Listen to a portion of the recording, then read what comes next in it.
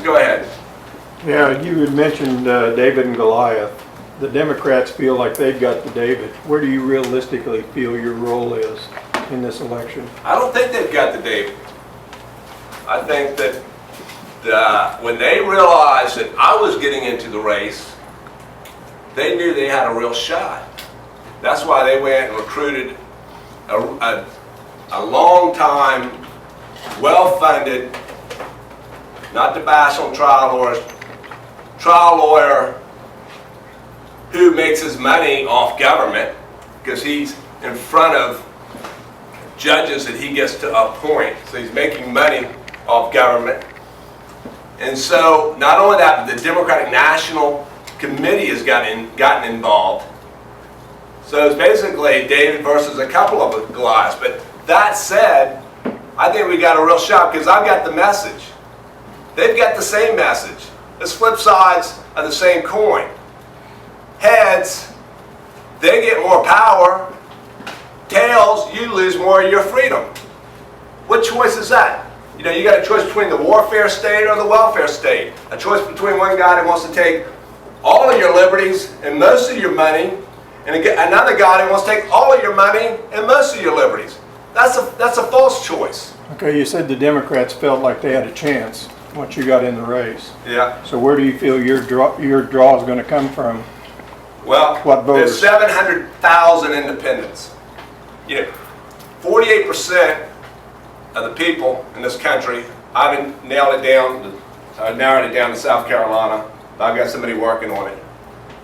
48% of the public are self-identified as independents. If I get 400,000 of those, I can win. Now, 24% are self-identified Republicans, 28% are self-identified as Democrats. So, all I need to do, and I don't need a majority, I don't need 50% plus one. There are 4 people in the race. I can hypothetically get 25% plus one. There's no runoff. So enough people, and we are going to get our message out there, even if, you know, I've been known to self-finance.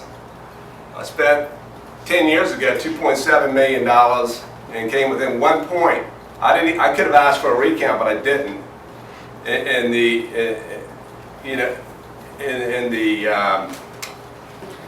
The feeling of being having solidarity with Jim DeMint, and the spirit. That's the word I was looking for. In the spirit of having solidarity with the Republican, I didn't call for a recount. I could have called for a recount, but I spent a lot of money, over $3 million, 2.7 of which was my own. That was 10 years ago.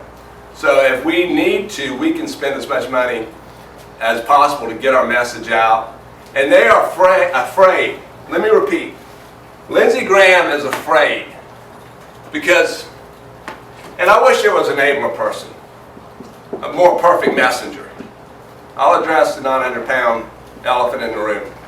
You know, I wish you were an abler communicator, but somebody's got to do it. I don't see anybody doing it.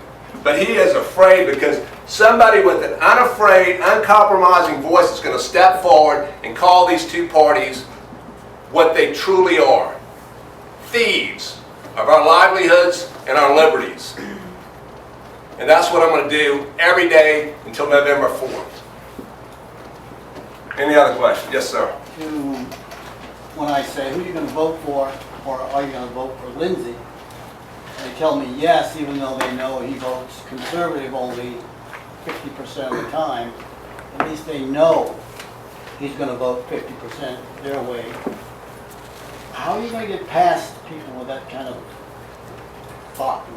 I'm going to vote, not this vote conservative way, as a true conservative 100% of the time.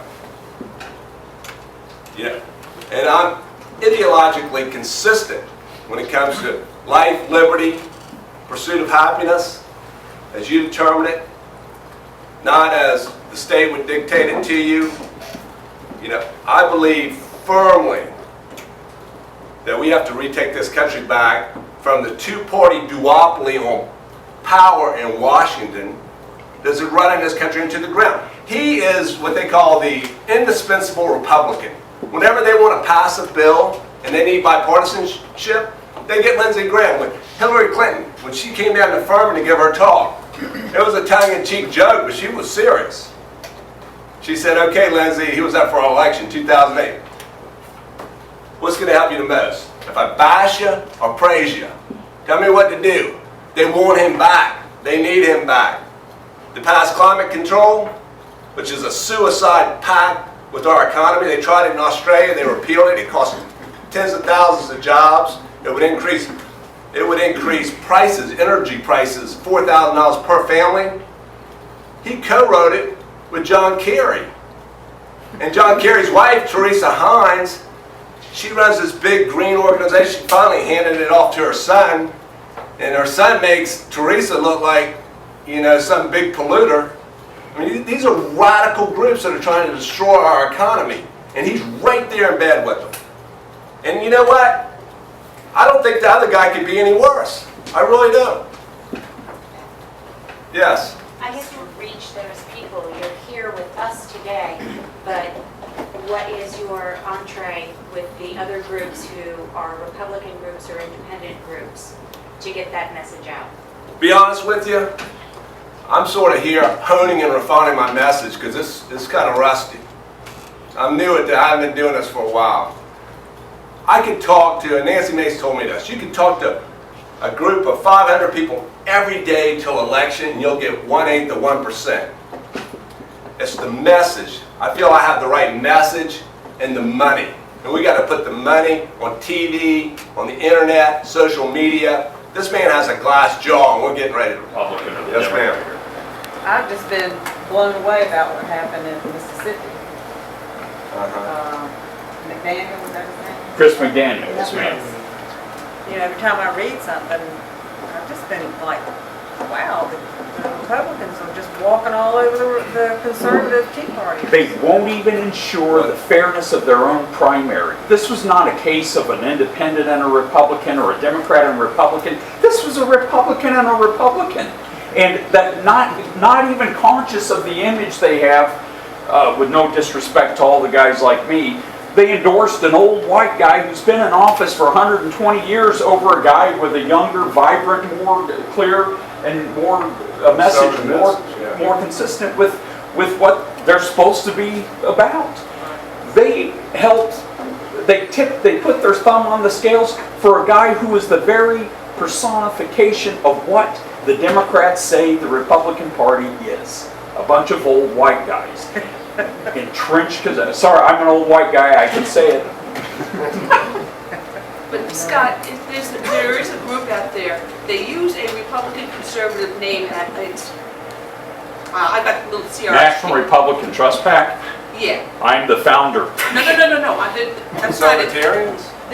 They use Republican conservative in the name, but in fact, they are a bunch of Democrats.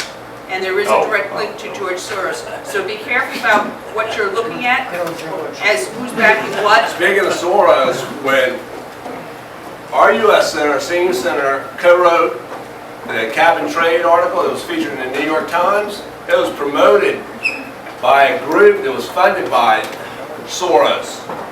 Co-wrote with John Kerry, Yeah. of all people. And Why, it how was in the promoted world by does a guy Soros. that from South Carolina go jump into and co-work? They're buddy. They don't see He just took, themselves as his Republican. super PAC just took $250,000 from Bloomberg. He wants to take your guns away. And if you go to my website, RavenelForSenate.com, I've got a whole issue on guns. And what I say, you know, irrespective of the Heller decision in D.C. or the McDonald decision in Chicago, there should be one gun law, and that's the Second Amendment. And that those states who have the most guns have the fewest homicides.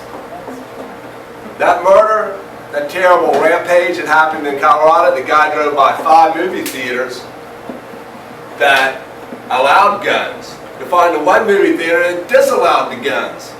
And that's why that terrible tragedy occurred. Yes, sir. This question for Rick.